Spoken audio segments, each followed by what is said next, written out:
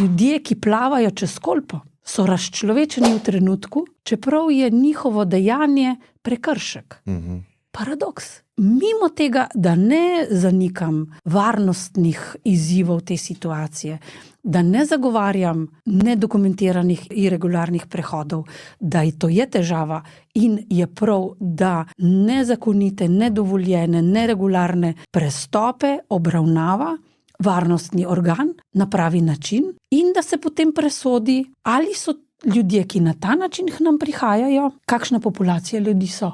In to od posameznika do posameznika. Kakšen pa bi bil lahko ta proces, da bi posameznika analizirali? Sej zdaj ga, sej zdaj Italijani jih bojo v zapor dajali dol v Albanijo, ne.